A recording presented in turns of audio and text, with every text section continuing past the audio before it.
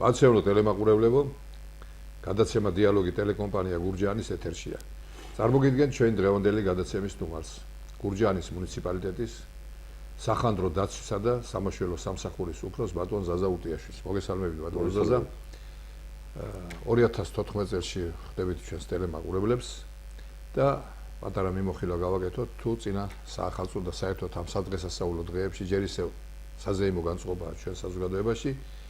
რა მდგომარეობა იყო? აი როგორ გავიარეთ ეს დღეები და იყო თუ არა ისეთი შემთხვევები, რომელმაც შესაძლოა ჩვენს ცხოვრებაზე, ჩვენს აზროვნებაზე და საერთოდ იქონიოს გავლენა. გისმენთ? მოგახსენებთ ბატონო გურა. მოგახსენებათ რომ საახალწლო დღეები თავისთავად დაკავშირებულია საზეიმო ცერემონიალებთან. ჩვენ ამაზე განცხადებაც გავაკეთეთ თავისთავად. იყო ძირითადად ხანძრების რაოდენობა სხვათა შორის მომატებულია როგორც საცხოვრებელ სექტორში, ასევე მოიმატა მშრალი ამინდების გამო, ტენიანობა მოგეხსენებათ არ არის, მშრალად მიდის იანვრის თვე, მინდა ხაზი გაუსვა და მოიმატა სასოფლო-სამეურნეო სავარგულებში ხანძრების რაოდენობა. საცხოვრებელ სექტორში ძირითადად ხდება ხანძარი ღუმელებიდან. მართალია ჩვენ ვაფრთხილებთ მოსახლეობას, გაუფრთხილენ ყოველთვის გაწმენდილი იყოს ბურთები, მაგრამ მიუხედავად ამ ჩვენი გაფრთხილებისა მაინც ხდება რამოდენიმე შემთხვევა დაფიქსი და 7-8 შემთხვევა საცხოვრებელ სექტორში ბურთებიდან გამოწვეული ხანძრებზე და მე ეს თავისთავად ცხადია გადადის მე ჭერზე და იწვევს მატერიალურ ზარალს. ასევე სასოფლო-სამეურნეო სავარგულების როგორც მოგეხსენებათ ჰერბიციდებით აქვს დამუშავებული ჩვენს მოსახლეობას ძირითადად ამ ბალახის საწინააღმდეგო ჰერბიციდებით ეს არის გამომშრალი როგორც ეგ აღნიშნე ტენიანობა არ არის ამ ზამთრის პერიოდში დამშრალია ყველაფერი და ამ დროს გასუფთავების ვინც წაკიდებული ცეცხლს მოსდევს ის მატერიალური ზარალი რომელიც ვინდა რომ ავიცილოთ თავიდან და ყოველთვის ვაფრთხილებთ ჩვენ მოსახლეობას რომ თავი შეიკავონ ეგრეთ წოდებული იოლიათ გასუფთავებისაგან რასაც ცეცხლის წაკიდება ჰქვია. ფაქტობრივად უნდა არსებობს იმ საშუალებები, როგორც ტექნიკური გამოსვლია სათიბები და აი იმით უნდა მოხდეს დასუფთავება და ეს არ არის გამოსავალი, რომ ცეცხლის წაკიდებით ხდება. მე გადადის და ისევ თავიანთი ნაკვეთებს მეზობლის მომიჯნავის ადგილებს გადადის ესა მასიური ხდება ხანძრები და შემდეგ თავისთავად ცხადია ეს მასიური ხანძრები იწვევს დიდ მატერიალურ ზარალს. ანადგურებს, ნარგავებს და როგორც მრავალწლიან წლიანს რაც შემდეგ. ბატონო ზაზა, აქ აღინიშნა ის რომ თქვენ აღნიშნეთ რომ იყო ხანძრის შემთხვევები, რაც მეტად სამწუხაროა და თან ისიც აღნიშნეთ რომ ძირითადად ეს ხდება გათბობის, შეშლილ გათბობის შედეგად ღუმელებით. მაგრამ არის შემთხვევები, როდესაც ელექტროგაყვანილობაც არის წამყვანი და შესაძლებელია რომ მანდ გამოიწვიოს ხანძარი. მიუხედავად არაერთის გაფრთხილებისა, ჩვენ ხშირად გვისაუბრია ამაზე. რატომ ხდება რომ მოსახლეობა არ აქცევს ყურადღებას ამას? თითქოს ეს მეორე ხარისხოვნად მიაჩნია და შემდგომში აღნიშნეთ თქვენს ასევე რომ მატერიალური ზარალი იმდენად დიდია რომ სავალალო მდგომარეობაში ვარდება თითოეული ოჯახი. რა ხდება? ჩვენი მოვალეობა. ახლა მოგეხსენებათ, როცა ჭერში გადის სადენები, განსაკუთრებით ზაფხულის პერიოდში, ტემპერატურა ყოველთვის ჭერში არის ორმაგი ვიდრე გარეთ, ხო?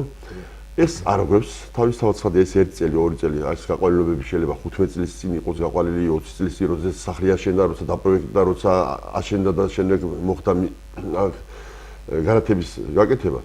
აი თავისთავად ეს უნდა იყოს შეფუთული ეს სადენები, იმიტომ რომ ამ დიდი მაღალი ტემპერატურის გამო ხშირად ირღვევა იზოლაცია და შეხებით უკვე პლუსი მინუსთან თავისთავად ცხადია იწვევს ნაბეჭდიანობას და შედეგი უკვე სახეზია. ან გადატვირთვას თვითონ. თავისთავად ცხადია და ზამთარში ეს არის ხო და ზამთარში კიდე თავისთავად ცხადია მოხმარება უფრო მეტია ყოველთვის ელექტრო ენერგიის თავისთავად ცხადია იქ ღუმელია ზოგს პლიტა ეგრეთ წოდებული ზოგის ჩართულია გათბობის საშუალებები ადრე ღამდება და თავისთავად ცხადია ადრე რო ღამდება ადრე გვიწევს ჩართვა სამსახურიდან მიბრუნებულია ხალხი მინდვრებიდან ამოდის სამუშაოდან და ადრე და ზუსტად ეს იწვევს მე ამ იზოლაციის დარღვევას ხშირი მოხმარებაა ვეღარ უძლებს ეს სადენები თუ ძლიერი ის არის ჩართული ელექტრომოხმარების საშუალება და აი ზუსტად აქედან ხდება შემდეგ სავალალო შედეგი რასაც ხანძარი ჰქვია და ძირითადად საცხოვრებელ სექტორში ფიქსირდება ყოველთვის რა თქმა უნდა ეს სადენები და ეს ერთი მაგრამ აქ მეორე საკითხია ბატონო ზაზა, რომ ყოველთვის ჩვენ საუბარში ფიგურირებს ის აზრი, რომ მოსახლეობას ჩვენ უხსნით, უმარტავთ ყველაფერს, თუ როგორ შეიძლება ავიცილოთ ეს და მაინც თითქოს რაღაც ჯადოა შეკრული, წრე არის რაღაცა, რომლიდანაც ვერ გამოდივართ, რომ არაფრად აგდებს მოსახლეობა ამ რჩევას. მე ამას უსაუხას, იმიტომ რომ ყოველთვის ჩვენი საუბარი წევ იქიდან, რომ მინდორში მოხდა, თქვა, გაუთვალისწინებელი, ანუ სიგარეტის გადაგდება, ან თქვა დაუდევრობა და შემდეგ მატერიალური ზარალი ძალიან დიდია. იგივე ოჯახებში ვეუბნებით, რომ უნდა გაიწმინდოს საკვამურები, უნდა არ იყოს ახლო TV-ს ზვინები, ასევე ელექტროგაყვანილობაზე და ერთი და იგივე ტრიალებს სულ. რატო არ იგებს მოსახლეობა მას? აი რა გვჭირს იმისა, რომ ჩვენ ეტყობა ვერ ვხსნით კარგად ჩვენ ბატონო, ჩვენ ძალიან კარგად ვხსნით თვითონ თქვენი ტელევიზიით, თქვენს გადაცემაშიც რამოდენიმეჯერ მოუწოდეთ, ასევე გაზეთ გურჯაანის საშუალებით უწოდეთ მოსახლეობას, რომ გაფრთხილიდნენ. ზუსტად იმ ანალოგიური ფაქტები, რაც თქვენ ახლა ჩამოაყალიბეთ და ჩამოთვალეთ. ზუსტად მაგიტომ არის. არ უნდა იყოს მიშენებულ ფარდულებში, რომელიც სახსია მიდგმული იქ, როგორ შეიძლება. არ შეიძლება ხმელი ბალახის ეგრეთ მოდებული დაპრესილი ბალახის თუკების შენახვა. ეს არის თავისთავად ცხადია იმ ხაზრების გამოწვევი და მე უკვე გადადის საცხოვრებელ სახლებზე. ეს უნდა იყოს მოშორებით სახელიდან დაახლოებით 15-20 მეტრამდე, უნდა იყოს ცალკე ისა, მაგრამ ხა მოსახლეობა შეფარების მიდით რომ არ დაუსველდეს და მეტი სამუშაო არ გასწიოს. იქვე მიშენებულ ფარდულებში ფაქტიურად იქნის თავისივე საცხოვრებელი სახლის დაცვის ფაქტს. აი მიუხედავად ამ თქვენი თქმის არ იყოს ამ მოწოდებისა და იმ მრავალჯერ გაფრთხილებისა, მაინც ვერ იგებს, ვერაცნობიერებს, რა შეიძლება მოყვეს ამ ხანძარს და თავისთავად ცხადია ეს წევს მატერიალური ზარალს მერე რომ რასაც მოხდა სახლის დაცვა. ხშირად ჩვენ ყოველთვის ვცდილობთ რომ ყოველთვის ოპერატიულად გავაკეთოთ რეაგირება გამოძახებაზე, ხან არის გვიანდება თვითონ ჩვენი მიზეზით კი არა, გამოძახების მიზეზით. გონიათ რომ თავიანთი საკუთარი ძალებით შეეცდებიან ჩაქრობას, მაგრამ ამასობაში უფრო უძლიერდება ხანძარი და მერე ხდება ჩვენი გამოძახება და ეს დაგვიანებული გამოძახება თავისთავად მეტ მატერიალურ ზარალს ეხმის. ბატონო ზაზა, იქნება დავაკონკრეტოთ კიდევ ის, რომ თქვენ აღნიშნეთ, რომ მინდვრად ხშირია ხანძრის შემთხვევები და განსაკუთრებით ეს არის ზაფხულის და უფრო შემოდგომის პირას, მაგრამ აი რამოდენიმე დღის წინ მოხდა ხანძარი გურჯაანში. ქალაქ გურჯაანში. იქნება ამასთან დაკავშირებით აუხსნა ტელემაყურებელს, რამ გამოიწვია, რა იყო მიზეზი? როგორც მოგესწრება, ზარალი რამოდენიმე დღის წინ ზუსტად 14 იანვარს იყო ძალიან ძლიერი ხარიანი დღე. სადაც იყო წამში 25-30 მეტრწამი. ხო და მოგვიხდა 7 ხანძარია დაფიქსირებული 14 იანვარს ერთ დღისით. ეს აქედან იყო სოფელ კარდენახში ერთი ახოების მიმდებარე არსებობს ესეთი ადგილი. ქალაქ გურჯაანის ბოლოზე მოგეხსენებათ ნაურთალი არის ესეთი ადგილი. დაახლოებით დაიწვა 15 მეტრამდე ჩალა, მინდორი, აღმაში მოყვა 0.20 მიასედი ვენახი და კიდევ კარგი 9 გექტარი გადაწყვეტილი იყო ამოსაყრელად გამზადებული ატამი და მატერიალური ზარალი მაგიტომ არ მოხდა დიდი მატერიალური ზარალი. თორემ ფართობად ძალიან დიდი მასიური ხანძარი იყო და რა ხდება ახლა? როცა ესეთი ხარიანი ამინდია ჩვენმა მოსახლეობა მეორნე კაცს არ ესწავლება რომ ხარიანობით არ შეიძლება ცეცხლის საკიდება თავისი სავარგულის გასუფთავების მიზნით. იმიტომ რომ ვეღარ იჭერს მე ამ ხანძარს ძალიან სწრაფად ხდება იცავს თავისთავად დიდ არეალს მასიური გავრცელებაა და შენაგრად ხომ უნდა იმუშავა 14 იანვარს როგორც მოგახსენეთ თლიანი ეკიპაჟი იყო გასული გურჯაანის ბოლოზე იმხელა მასივად ყოველ შემთხვევაში 15 გექტარს უკვე დიდი მასივია და ჩაქრობა უნდა შევძელით ჩაქრობა მაგრამ ჯერეთი რომ გაგზელდა ეს დიდი ხანი თავისთავად ცხადია ეს არ უნდა ხელა მატერიალური ზარალი და yani ეროზია იქ ნიადაგსაც ეხება ყველაფერს და იღებს და მე მინდა რომ ჩვენი მოსახლეობა გავაფრთხილოთ წეღანაც კი აღნიშნე რომ ნუ შეეცდებიან განსაკუთრებით ხარიან ამინდში და საერთოდაც რომ ეს იული ფორმაა და ნუ გონიათ იული ფორმა ამით უფრო მეტ მატერიალური ზარალს იწვევს შემდეგ დაუმორჩილებელი ცეცხლი. გასაგებია და მნიშვნელოვანი კიდევ ის არის ბატონო ზაზა რომ ყოველთვის თითქმის ყველა რაიონში ყველგან მაინც აქტუალურია ხოლმე ტყის ხანძრები. ამ ხრივ ჩვენ როგორ გამოვედით, რა მდგომარეობა, შემოდგომიდან დაწყებული, ეხლა შეშა გასათმობად თითქმის ყველა ოჯახს ჭირდება არის გამონაკლისი ოჯახები, მაგრამ იქ დაუდევრობას თქვენ კარგად იცით, რამხელა ტრაგედიები მოძრაობს და შედეგები. ჩვენ თუ ამასთან დაკავშირებით გვაქვს რაიმე ისეთი? ჩვენ რამდენიმე შემთხვევა გქონდა ტყის ახლოს. როგორც ასეთი რომ ტყეში გაჩენილი იყო ხანძარი, ალბათ შეიგნო ჩვენ მოსახლეობამ და გულისხმერებით ეკიდება რომ შეიძლება იმას რა მოყვეს და თავისთავად ცხადია, შედეგიც უკვე სახეზეა.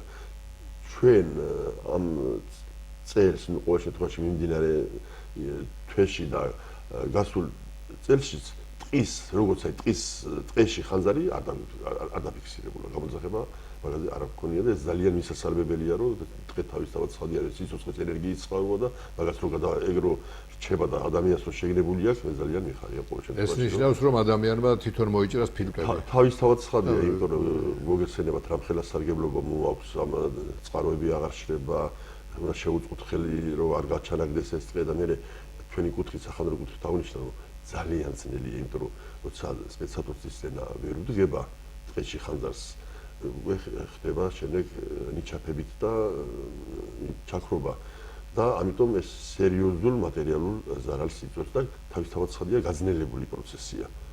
დიახ. ბატონო დადა, ჩვენ ეს მოკლედ მიმოვიხილეთ ეს პერიოდი, რომელიც სადღესასწაულო დღეებში ქონდა ჩვენ და მიუხედავად თქვენი მაინც პროფილაქტიკური ღონისძიების გატარებისა მაინც იყო შემთხვევები.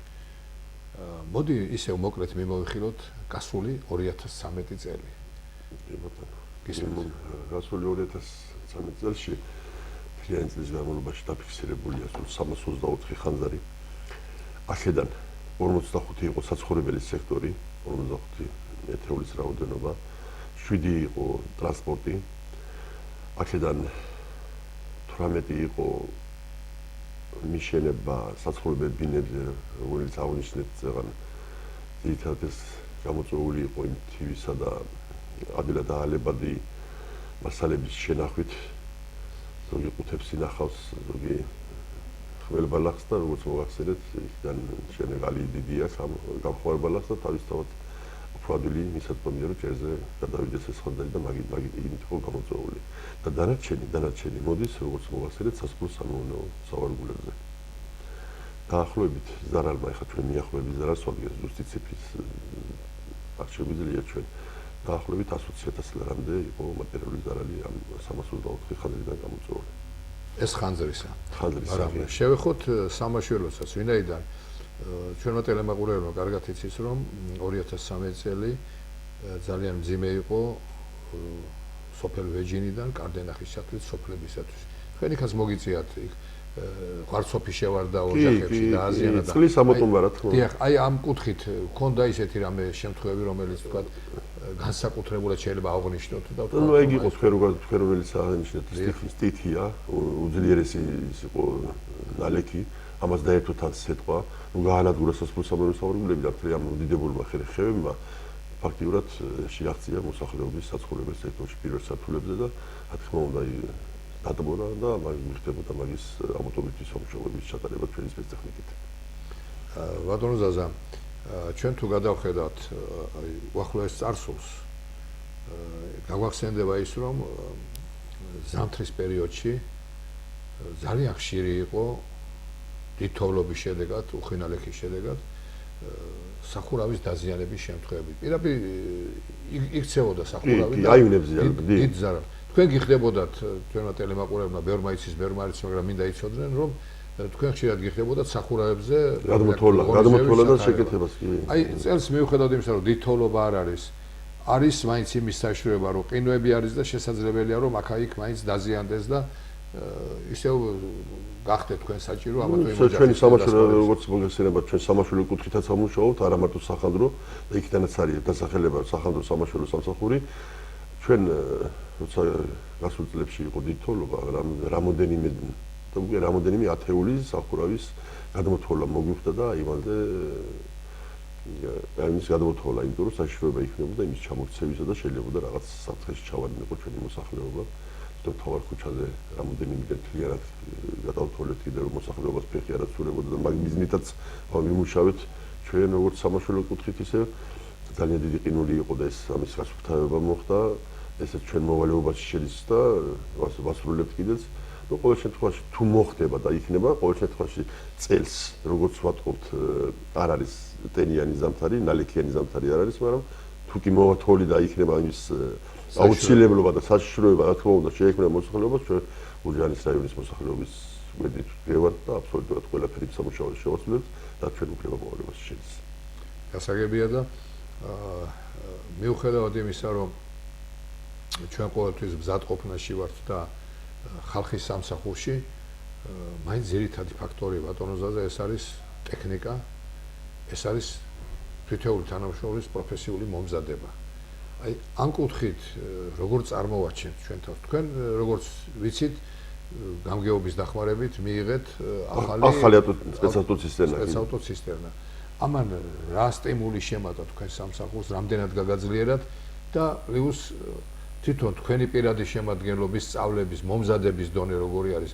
ჩვენ გვესმის ძალიან კარგად, რომ რთული სამსახურია, სპეციფიკური სამსახურია თავის. აქ სჭირდება მაღალკვალიფიციური სპეციალისტები, გისმენთ?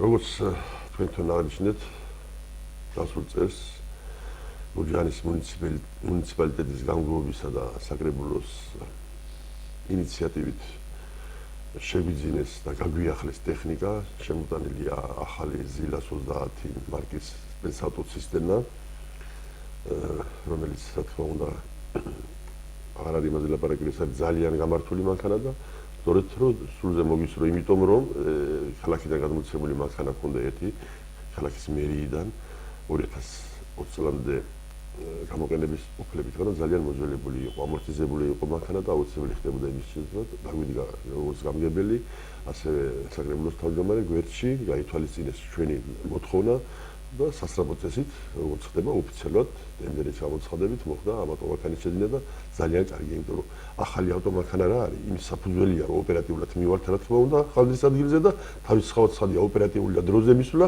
იმის საშუალებას გვაძლევს, რომ რაც შეიძლება ნაკლების ზარალით დავამთავროთ ამა თუ იმ ობიექტზე ხალხის და დროულად მოვახდინოთ ხალხის ჩაქრობის ლიკვიდაციის პროცესი. ეხლა მომზადების დონეს რაც შეეხება, ყოველ შემთხვევაში ჩვენ დღის მდგომარეობით გურჯაანის სახალხო სამაშველო სამსახურს აქვს იმ ტექნიკის რაოდენობა და ისეთი მდგომარეობაში ყოფია ეს ტექნიკა, რომ თავისუფლად შეგვიძლია დიდ მასიურ ხალხებსაც გაუძღვეთ, როგორც წესია და როგორც ჩვენს უფლება მოვალეობაში შედის და ამ არის დენადობა კადრებისა. ძირითადად პროფესიონალი კადრები მუშაობენ.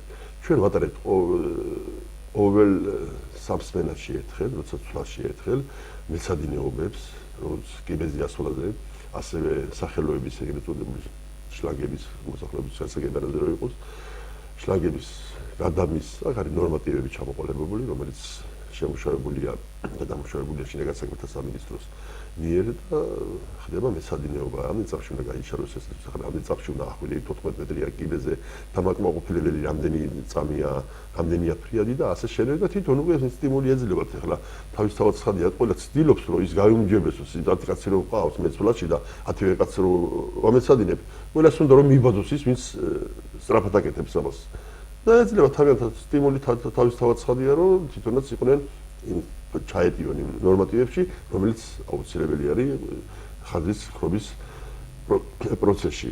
და თან ახლა როცა ახალი თანამშრომელი მიდის და უშუალოდ ძველი ხდება, დინება სხვა სამუშაოსთან დაკავშირებით, კი, რა თქმა უნდა, ოჯახური პირობების გამო, სხვა საცხოვრებელი ადგილის შესაძლებლობასთან დაკავშირებით რო იცვლიან ადგილს, მაგრამ ახლად მიღებულ პიროვნებებს ვამაგრებთ პროფესიონალებთან, რომ იმათთან ერთად მოხდეს ხალხი და ამასობაში სადამაგებლოს თავისთავად პლანზე მოდის და ასწავლოს. ერთხელ გავა ხალხზე ორჯერ და თავისთავად ცხადია პრაქტიკა მე აჩვენებს მე შემდგომი მოქმედების და რამდენად შემდგომ თქვენთან ანგარიშვალდებულია, რომ რამდენად დაეუფლა იმ პროფესიას, რომ ის შემოწმება უკვე და ნორმატივების ჩაბარება თავისთავად ნათელს ახდის, რამდენად უკვე ემზადება და რამდენად მომზადებული ხდება მე ხალხზე.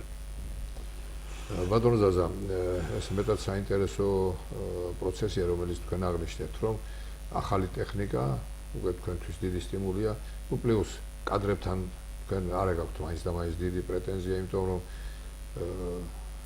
ის არსებული შემადგენლობა, რომელიც თქვენ ყავთ, თავს ართმევს თავზე დაკისრებულ მოვალეობას და ეხლა დგება საკითხი იმასთან დაკავშირებით, რომ რამდენად შესაძლებელია, რომ თქვენმა სახანძრო სამსახურმა შეძლოს მის წინაშე დასახული ამოცანების შესრულება. იმიტომ რომ ხანძარი ეს არის არაპროგნოზირებადი, წინასწარ ვერ გათვლი, სად და როგორ შეიძლება თუ არაპროფილაქტიკურ, მაგრამ რამისმიერ შემთხვევაში მაინც ჩვენ ყოველ წუთში ვერ ავმართავთ ჩვენ ყოველ შემთხვევაში. აი როგორ ხდება კონტაქტი? იმ პროცესს სანამ დაიწყება, თორე მე უკვე ხანდრის მის ადგილზე მისვლის რა თქმა უნდა უკვე ჩვენს როგორ ხდება თქვენთან ოპერატიულობა კონტაქტის დამყარება? ეხლა როგორც ცნობილია, ყველა სამაშველო სამსახურებს ეს შეეხება სასწრაფო გამოძახებას 112-ზე ირეკება ყველგან. ჩვენს ტელემაყურებლებისთვის კიდევ უფრო რომ გასაგები იყოს, ადრე პირდაპირ კონტაქტი ქონდა თქვენთან.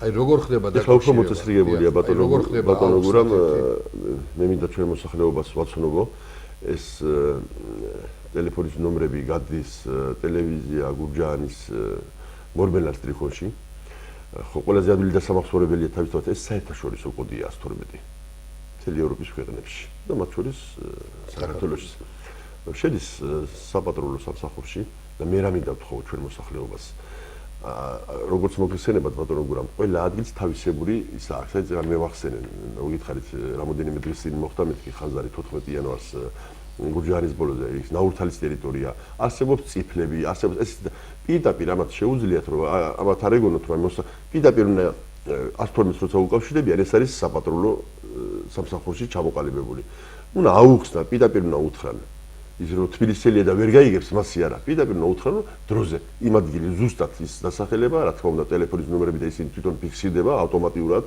სახელი დაგვარი თვითონ ეუბნებიან ჩვენთან მოდის ფაქტიურად ზა ინფორმაცია გადმოწვილი 112-ის მიერ და ოპერატიულად ხდება რა თქმა უნდა ეს რაღაც ნახევარი წუთი ერთი წუთის ფარგლებში ხდება ხო და თავისთავად ცხადია რეაგირება ხდება მაშინვე გასვლა ხანძრის გაჩენის და მითების ადგილზე ოპერატიული დამხედებარებაში ვიმყოფებით ჩვენ შინაგან საქმეთა სამინისტროსი და ისინი გვაქვს ინფორმაციას და მე მინდა თხოვ ჩვენ მოსახლეობას რომ 112-ზე დარეკონ ნებისმიერი მობილური ოპერატორიდან იმ შემთხვევაშიც როცა თანხა ანგარიშზე მობილური ტელეფონის ანგარიში აქვს თუ არა ამას მნიშვნელობა არ აქვს გადის ჩვეულებრივ დაუბრკოლებრივ სწრაფია უფრო სწრაფად ვიღებთ იქიდან შეტყობინებას და გადის მე შემიძლია ჩვენი ნომრების უთხრა ჩვენს მოსახლეობას გავაცნო ეს არის 599852201 შემდეგ იგივე ნომერი და ბოლოში 03 04 და 05 ამას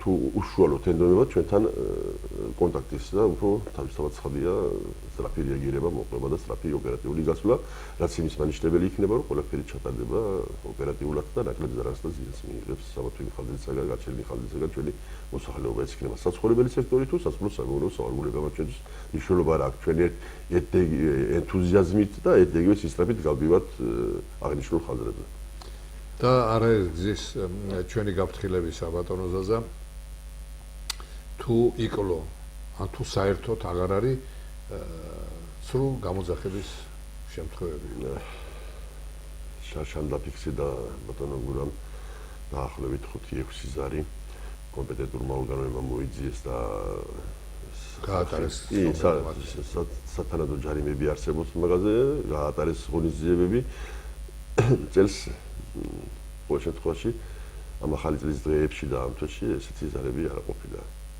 ეს წელი ისე დაიწყო და ღმერთმა ქრას ეხლა რა ხდება ეს ეგრეთ წოდებული ფიქტიური გამოძახებები და თრუ გამოძახებები ძალიან დიდ ზიანს აყენებს თვითონ ჩვენს ფსიქოლოგიასაც როცა გავდივართ უბრალოდ გული წყდება რომ ამა თუ იმ მიდიხარ იმით რომ აი ვირეკავენ ხშირად ხდება გამოძახება რა თქმა უნდა საცხოვრებელ სექტორზე არასოდეს არ გეუბნებიან თრუ ზარზე რომ ხდება ხანძარია დაუშვათ ვენახშე ნატავში არა მაინდა-მაინც საცხოვრებელ სექტორზე ხო და მივდივართ და ფაქტობრივად არაფერი არ არის მაგრამ ეს ჩვენს ცოტა უკან პლანზე დავიწერთ ამ ჩვენ ფსიქოლოგიურ დატვირთვას და იმას მაგრამ თვითონ შეიძლება ამ დროს როდესაც გასულები ვართ ძლიერი გაძლიერებული რეჟიმით საცხოვრებელ სექტორზე ან ორი მანქანით დაუშვათ და თან ამ ყოველთვის ეგრეა რომ ცეცხლი აქვს მოდებული მთლიან საათს ეგრეთ წოდებული და ტყუილად რა თქმა უნდა ხო და ამიტომ ჩვენაც ვცდილობთ რომ გავიდეთ გაძლიერებული რეჟიმით შეიძლება ამ დროს მართლა ვინმეს უჭიდეს მართლა სადმე მოწყდეს ხანძარი და ამ დროს ჩვენი დავაგვიანოთ და ხელი დავაკვროთ. აი ამიტომ ვთხოვ რომ განსაკუთრებით ამას ასრულებენ ბავშვები უმეთალყურე დატოვებული არასრულწლოვანი შვილები, მე რო გადავრეკავთ ჩდება რომ აი დედა ამბობს რომ აი ჩემს შვილს აქ უნდა ტელეფონი, შვილის შვილს აქ უნდა ტელეფონი და უმაიმუნია და ესა და თან პირდაპირ შედის 112-ზე.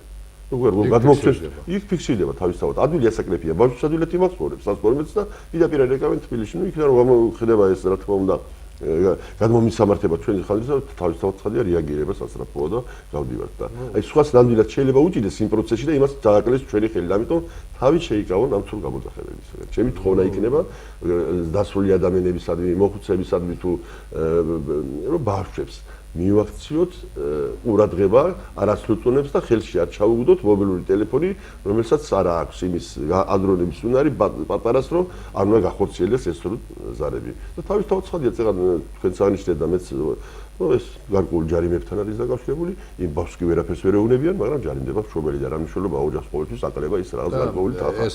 ეს ფაქტორი მოქმედებს როგორც თქვენზე, ისე უარყოფითად რა თქმა უნდა. ვისთანაც მიხვალ თქვენ და გამოჩნდება რომ ეს არაფერი არ არის და მე ის აფიქრობ აი ვინ დარეკა ვიღაცა მეხوار მაგის მიზნით და უხერხულად ვარდებით რა. თქვენ აღნიშნეთ რომ გაძლიერებული შემადგენლობით გადიხართ თავისთავად ასეთ დროს და მაინც როგორია ჩვენი მუშაობის განრიგი ერთდროულად რომ ორ ადგილას იყოს ხანძარი ჩვენ შეგვიძლია გვაქვს იმის რეზერვი და საშუალება რომ კი ჩვენ მუშაობთ ბატონო გურამ როგორც მოგეხსენებათ სამწულად თითოეულში თითო დღეს მორიგეობს 10 მეხანძრე დასვლელი მანქანა ლაპარაკი მაქვს სპეციალურ სისტემებზე თორემ ჩვენ სხვა მანქანებიც აქვს წყანძიდები რომელიც შევსება მასიური დიდი ხანძრების შემთხვევაში ადგილზე რო არ დაკარგოს დრო სპეციალურ სისტემამ გამოსვლაზე წყლისაღებაზე და ისევ შესვლაზე ფასი დრო იკარგება ხანდახან წამებს აქ მნიშვნელობა რომ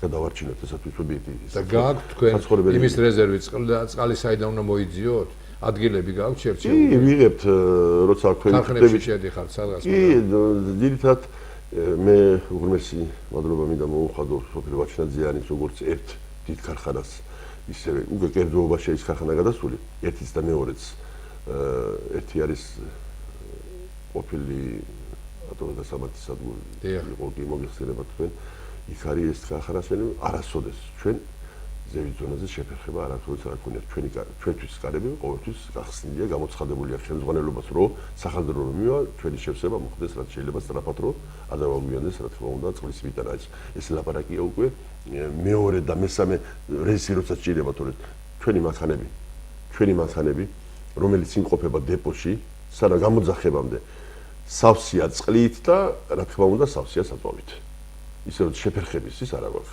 ეს ლაპარაკი მაქვს უკვე რომ იქაც ავიღო წყალი და ისე გამობრუნდი აღებული წყალით რომ შეიძლება კიდე იყოს შეტყობინება მიმართულებით და უკვე უფრო ოპერატიულად და მობილურად შევასრულებთ ჩვენს მოვალეობას. ბატონო ზაზა, ჩვენი საეთერო დრო იწურება მართალია, მაგრამ ძალიან მოკლედ მინდა შევეხოთ თქვენს პერსპექტიულ გეგმებს 2014 წლისას. აი როგორი წარმოგიდგენია და ჩვენს მოსახლეობას რას თავაზობთ, ახალს რა მომსახურებობას თავაზობთ ისეც რომ ჩვენ დაიმედებული ვიყოთ რომ იქ თქვენთან მიმდინარეობს რაღაც რეორგანიზაცია, რაღაც განსაკუთრებული ტექნიკის გადაიარაღება და ეს ყველაფერი. როგორც წეგან მოგახსენეთ ჩვენთან ყოველთვის მიდის მეცადინეობები კვალიფიკაციის ამაღლების მიზნით. შაშა ჩვენი მეხანძრეები იყვნენ წასულები საზღვარგარეთ კვალიფიკაციის სასამაღლებლად ორკვირიანი იყო ეს წასვლა. თავისთავად ცხადი ისინი ჩამოვიდნენ მე თავი ის გამოცდილება და ის სწავლა რაც იქ ასწავლეს გაუზიარეს არსებული კონტინგენტს ჩვენი სამსახურისას ეს სრული პასუხისმგებლობით ვაცხადებ რომ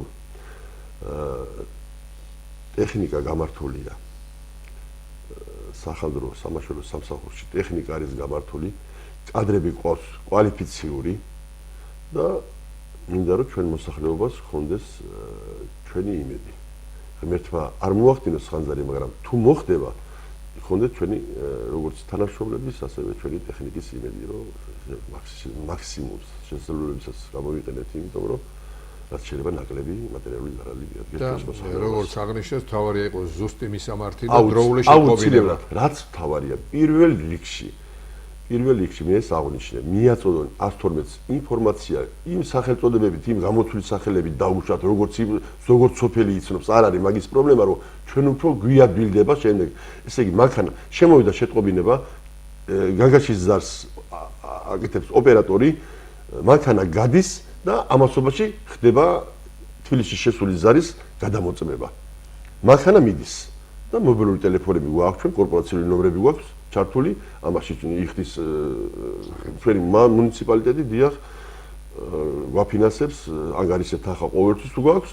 არ არის იმის პრობლემა, რომ მანქანაში უკვე წასულ მანქანაში სვდო სვენის თვლის, ათეულის, 20-ის უფროს მივაწოდოთ ინფორმაცია ზუსტი რა ადგილზე უნდა მივიდეს, რომ რაც შეიძლება ნაკლები დრო და ხან ხშირად თანხდებით, რომ ან გზაზე დადგეს თუ საცხოვრებელი სექტორია, ან სასპორტო სამეურნეო სავარგულია, გამოვიდეს გზაზე და უფრო ჩაუვიდეს და მიიყვანოს, რა თქმა უნდა, ხადრის ადგილზე, რაც შეიძლება ოპერატიულით მისვლა განაპირობებს იმას, რომ ნაკლები ზარალით დამთავრდება ამა თუ იმ ობიექტზე ხანძარი. დიდი მადლობა.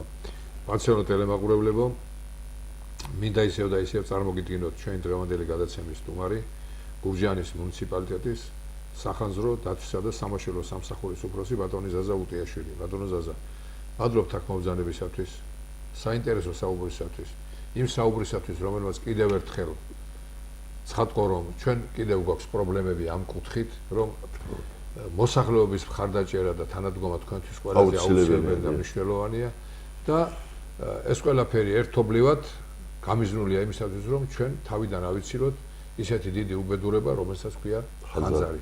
და ხანძრის მიერ, ნებისმიერი ხანძრის მიერ მოხდენილი ეს ფაქტი ოჯახისთვის და საერთოდ საზოგადოებისათვის მეტად დამაზიანებელია. მინდა ეს ყველაფერი ჩვენო მოსახლეობამ გაითავისოს და რაც შეიძლება რომ 2014 წელი ნაკლები ხანძრიანობა და ნაკლები ზარალით დავამთავროთ. მინდა თქვენთან ერთად დაემშვიდობა ჩვენს ტელემაყურებლებს, კარგად ბრძანდებოდეთ, მომავალ შეხვედრამდე. კარგად ბრძანდებოდეთ.